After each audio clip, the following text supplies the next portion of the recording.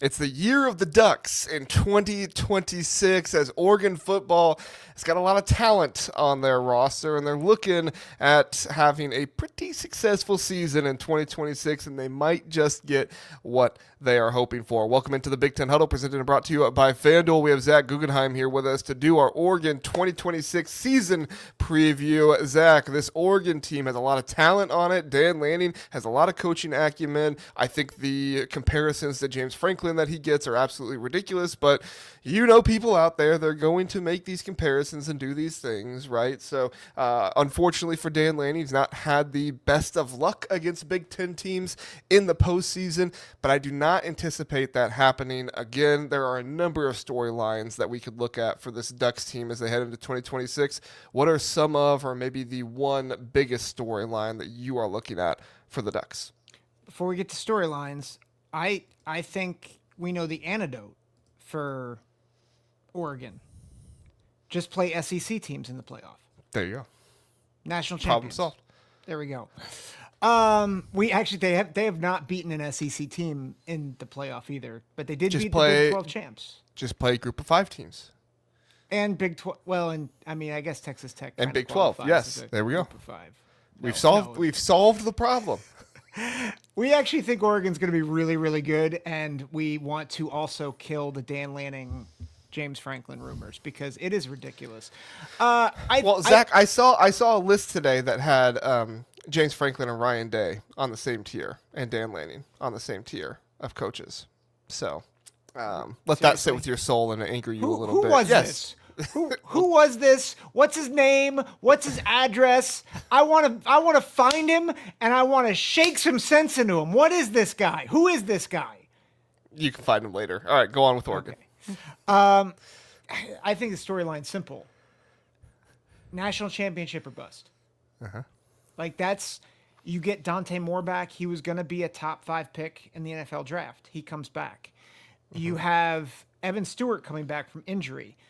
Could be a first round receiver. You have other guys in that receiver room who are all world, have all world potential. DeCorian Moore, Jeremiah McClellan. They have other guys that have come in as well to back those guys up. You have maybe the best tight end in the country in Jamari Johnson. You have probably the best front 7 in college football. Indiana probably has a right to disagree with that. But it is one of the 2 best, in my opinion. National championship or bust. Can they get it done? The only thing I push back with the national championship or bust is that it's not like this program is not going to win a national championship at some point, right? Sometimes national championship and or bust is like, if they don't do it this year, they're never going to do it. They're going to continue to contend for national championships even when Dan Lanning is gone because of everything that they invest into their program and their fans and everything else. Obviously, Nike is a good connection with Phil Knight as well, but I mean, ask any other school. They want a mega booster like Phil Knight as well. So he is not the reason they're good, but he is a contributing factor, just like many other schools who have a really high payer like that. I think the biggest storyline is, can we just get the perception of this program correct? Zach, Kirk Cinetti, since he's joined Indiana the past 2 years, is 27-2. Do you know what Oregon is the past 2 years? I believe they are 26-3. It's 27-3. 26-3. 26-3. I mean, what are we doing here? What are we doing here? They have lost only to national champions. Yes, that is all they have lost to. They've lost to Indiana and Ohio State the past 2 years, both teams that won the national championship. Since joining the Big Ten, they're finally getting the recognition they deserve as a program, and Dan Lanning is also elevating, doing everything he can, taking this program up. I think if they got the draw that Miami got last year in the playoff, you'd be looking at a team that probably would have met Indiana in the national championship game. Just being honest, the way they played and the way that Miami played and kind of seeing some similarities there. So, and me thinking Oregon is a better team than Miami was last season. So I think there's a lot that goes into this program about just getting the perception of them correct. And obviously in the Big Ten, we kind of eat our own. So you're not going to get a whole lot of help from Big Ten fans with that, like you do SEC fans. And then also I'm looking at, Dante Moore and what he's going to do and the coaching changes. Drew Mehringer and Chris Hampton. How do these coordinators play out? These are not new coordinators. Both these guys have been coordinators before, so this is not something where like these guys don't have any experience, and they were planned to do this for a while, so they knew this was happening. But it is going to be interesting with all this talent. What does the season look like? What do the game plans look like? And what does a guy like Drew Mehringer do to improve off what Will Stein did? Because Will Stein was a very good offensive coordinator, but he also got a little skittish, and he did not always go with the deep ball in the big games. And he did not always set up Dante Moore well in some of the big games. So what does he do to adjust some of that stuff? Let's move on over to the offense here, Zach. Got a lot of really good pieces, a lot of really good players. Obviously, Dante Moore at quarterback, Jordan Davison, Deere Hill at running back. Your wide receiver room is absolutely full here with Evan Stewart and DeCorian Moore and others here. I mean, like you said, Jeremiah McClellan, Iverson Hooks, Jalen Lott, Gatlin Blair did really good in the scrimmage this past weekend as well. Tight end, Jamari Johnson, need I say more, possibly the best tight end in the country. And this offensive line is really, really solid, but there is some talk about possibly starting 2 freshmen on it. Zach, with that being said, who is the group on the offense that you are most confident in? I mean, I think most confident you have to say quarterback. Mm-hmm. And I know people will look at Dante Moore and say, did you see him against Miami? Or not Miami. Did you see him against Indiana? Did you see him play terribly? And my reply to that is, did you see him play the rest of the season? He's a first-time starter. Let me take that back. He did start 5 games at UCLA, but this was his first full season as the entrenched starter, and he got them to the semifinals of the college football playoff. Again, his only 2 losses are to the national champions, and they beat everybody. They were undefeated. So I think they were undefeated except losing to the national champions twice. Indiana was undefeated. Sorry. Oh, okay. They didn't lose to anybody. So Oregon only lost to them twice, and those are Dante Moore's worst games. So I understand that you're going to hold him accountable for that. You should hold him accountable for that. Also, go talk to NFL draft analysts. Go watch his film. Go watch him play. He is a phenomenal quarterback, and there is a reason why he is going to be a top 5, top 10 pick in next year's NFL draft. I tend to agree. I'm going to go with my most confident in the running backs. Obviously, there's been a little bit of a scare with Jordan Davison, but if Deere Hill is making the improvements that he made and Jordan Davison is in fact healthy, which has been reported that he is still practicing, so if that is in fact the case, I'm actually going to go with the running backs here. I was just really impressed with them last season. Hill was really good. He just was not as much of a pass protector back there, but it sounds like he's improved in that area much more this offseason.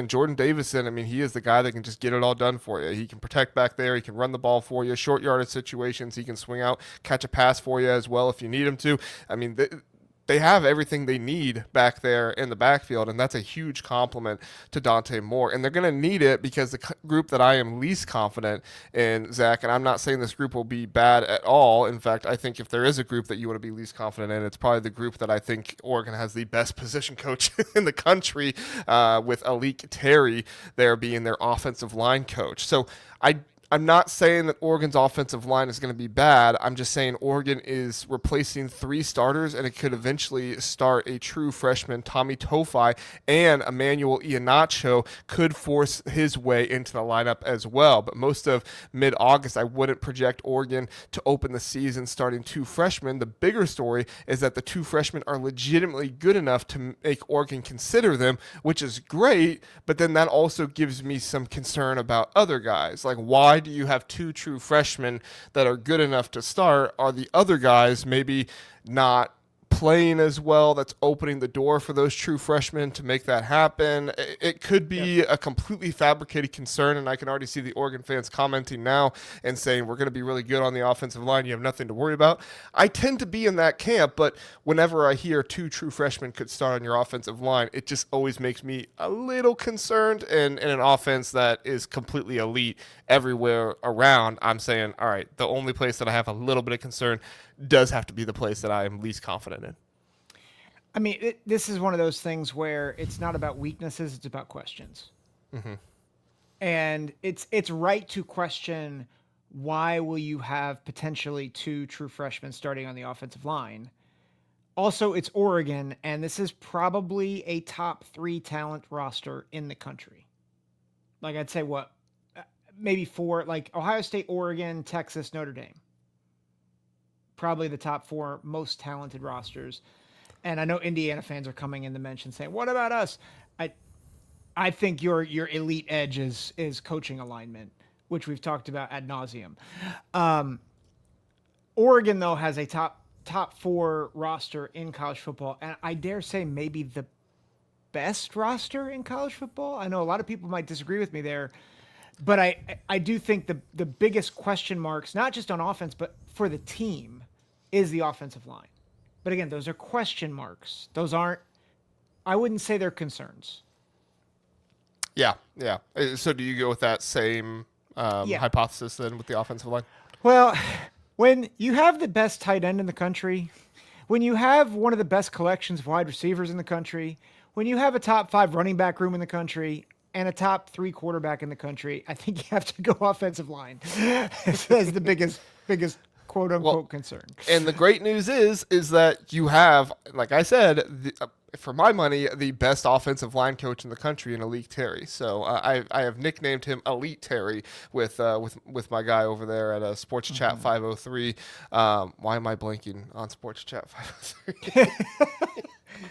I'll remember his name here in a minute. I am so terrible with remembering names right now. All right, while I think of it, let's go on over to the defense. Zach, Oregon's front should be terrifying. So is that one that you're most confident in? Is it possibly the cornerbacks, the safeties, the linebackers? What are you most confident in with this Oregon defense?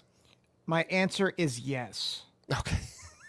It's the whole defense. Yes, I hear you. I mean, but especially the front. Listen, Uiagalelei, Tuioti. I know Tuioti is more, kind of an off-ball linebacker, line up in the edge. Uiagalelei can line up. I think the thing that's terrifying is they're not just elite players, but they can be multiple with these guys. They can move them around. You've got Amari Washington in the middle, who is just terrifying. Like, he's 6'3", 330 pounds. I do not want to meet this man in a fight on the field. He's a monster. Like, he's just a problem.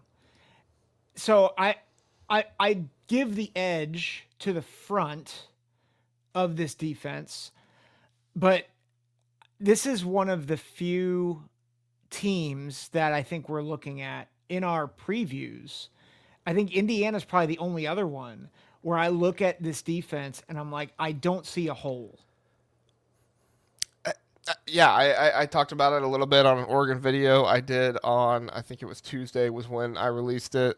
This defensive line is just absolutely insane. Tuioti, Uiagalelei, Washington, Alexander, and on top of that, you got some younger players behind them. They lost some depth to the transfer portal, and that was a little bit of concern, but they have some younger players doing really well in fall camp right now. That's going to make that really, really terrifying for people as well. So as far as I'm concerned, if there's actually one group I'm most confident in the country, I'm not going to lie. Not like just one player. Like, I can't pick a quarterback or like a single tight end or something like that. If there's one group I'm most confident in the country, it's this Oregon defensive line or the Indiana defensive line. One of the two. They're both just so elite, in my opinion.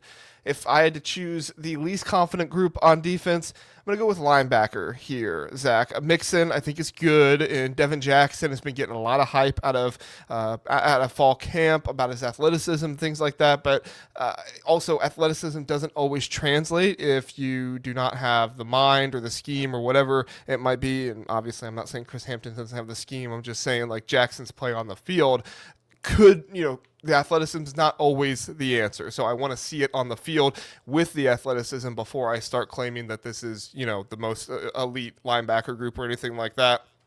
But I think the drop-off and proven experience behind those two makes this one of the defensive positions where injuries would concern me much more than they would at like corner or defensive line or something like that. Yeah, I agree. I think that's where, again, questions maybe not as much as concerns. And I think the depth. It's ironic because I think at least until Wyatt and Daly came back, which I know they're defensive linemen, but I think we had the same question about Indiana's linebacker depth. Now Indiana has maybe two of the best linebackers in the country, but so it's a little different there. Like Jackson and Mixon, I think are good. They're experienced. Or at least have experience. Like Jerry Mixon comes back, he's played a lot of games. Jackson, he's played in 44 games, only 3 starts. So I do think you have experience in those two guys, but you're right. The depth is probably the bigger concern here. All right, let's move on over to the schedule here, Zach. Oregon is a 10.5 win total on FanDuel. They are actually favored to go under the win total at -134, plus 110 to go over. Again, we do not give betting advice on this show, but I got to be honest, that plus 110 there is, looking pretty nice right now, if you ask me. So when I look at this schedule for Oregon, Boise State, at Oklahoma, Portland State, don't see any issues there in the out of conference. And then you get at USC, who is number 14 in the poll, and then the bye, or in the AP poll, correct? They're number 14. I think I may have written down the coaches poll there. I think they're 14th in the. I think they're in 14th in. Oh yes, they are 14th. Okay, I wanted to double check because I made these notes before the AP poll was out, and I think I corrected it. Tied for 14th with I think BYU. Yes, they are. You are correct. All right. So yeah, at number 14 USC. Then you get a bye. Then you get UCLA, Nebraska, at Illinois. I think that one could be a little bit of a sneakier one, but not too bad. Northwestern, at Ohio State, Michigan, at Michigan State, and then Washington to end the year. So I like this draw for Oregon here. They avoid Indiana, Penn State, and Iowa, but they do get Michigan and Washington both coming to them at home. However, in the Big Ten, you don't have an easy schedule, so you got to go on the road to at USC and at Ohio State. That's manageable for a national, championship caliber team, but still something you got to be on the lookout for. Zach, let's start with the floor. What is the floor of the Oregon record in 2026? I'm looking at the schedule, and I think what is hard to fathom for me is them losing any of their home games. Mm-hmm. Like I just don't. Now, I will say one thing. I don't think they're going to lose this game. Boise State or the Ducks have never covered versus Boise, and they I did not know that. That's interesting. And they are 3-5 against the spread, or have lost 8 openers, and they're 5-9 against the spread versus Mountain West conference teams. I know Boise's not in the Mountain West anymore, but it's just interesting. I don't think they're going to lose, but don't be surprised if that game is weird. Remember 2 years ago, Ashton Genty went off on Oregon, and it was a close game. I think Oregon only won by 3 2 years ago. Special teams saved them. Yeah. Yeah. That was the season when they went undefeated. Yeah. So, don't freak out is all I have to say. They won 37-34 in 2024. I don't think Boise State's as good as they were 2 years ago. They don't have Ashton Genty. So I don't think they're losing that game. I think there's maybe, I don't know, maybe like 3 games that I'm really concerned about for Oregon: at USC, at Ohio State, and I think the rivalry game, but with Washington. But Washington is like they've kind of owned Washington the past couple of years, and they're at home. They get Michigan at home. I think they're going to beat Michigan. So I think if I'm going with a floor, is it crazy for me to say 10-2?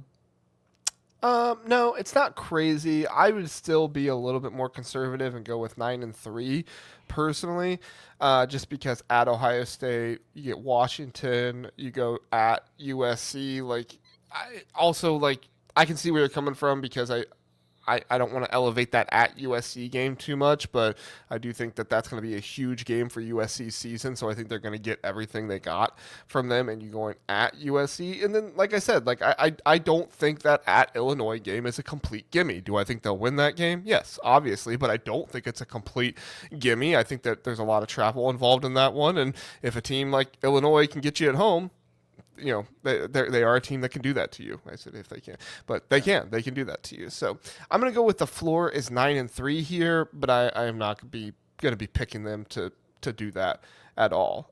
When I look at the ceiling, Zach, I don't think there's a question that the ceiling is 12-0.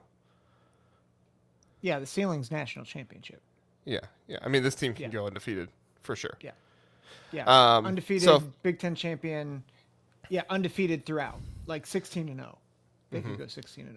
And I will say, based on what you said about Boise State, I looked it up on FanDuel. Oregon's only favored by 24.5 in that game. So only 24.5. well, I mean, you think of like a group of 5 team, a team like Oregon, who's a national championship contender. How many national championship contenders are going up against a group of 5 team or group of 6? Sorry, a group of 6 team in the first week of the season, and they're only favored by 24.5. Yeah, that's a good point. That's a good point.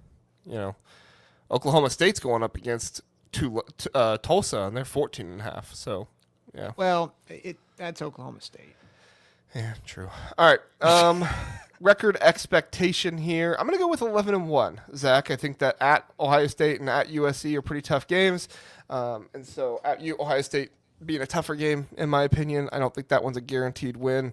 And I do want to give some respect to USC and to Washington a little bit too, and say they probably lose one of those 3 of at USC, Ohio State, or Washington. I'm going to go out on a limb and say 12-0. I don't hate it. Yeah. I think it makes a lot of sense. I've got to do and we're going to probably do this soon, but I got to go through my grid schedule and actually figure out. But I just don't think USC is better than Oregon. Mm-hmm. And I don't think the home field for USC is going to matter. And it really comes down to me, like, can Oregon go on the road and beat Ohio State? And I think here's the thing about Ohio State, that game at Ohio State's coming off a game the week before at USC. Mm-hmm. So they're traveling cross country. They're getting back into their rhythm. I know Oregon's then traveling East Coast. I just think that's going to be a tough rebound for Ohio State. And I think Oregon's going to get them in Columbus. Makes sense. All right, good preview here. The 2026 season, year of the Ducks, if you ask me, should be a great year for the Ducks, and we're excited for it. If you want coverage about the Ducks all season long, head on over here to the Big Ten Huddle. Make sure you like, subscribe, do all those good things. We have recaps every Sunday night at 9 p.m. Eastern Time. And then we have previews for the weekend's games on Tuesday night at 9 p.m. Eastern Time live here on YouTube. It'll be posted on podcast the next morning on Monday morning and Wednesday morning. All right, everybody. Thanks for listening and watching. Have a good one. See you next time.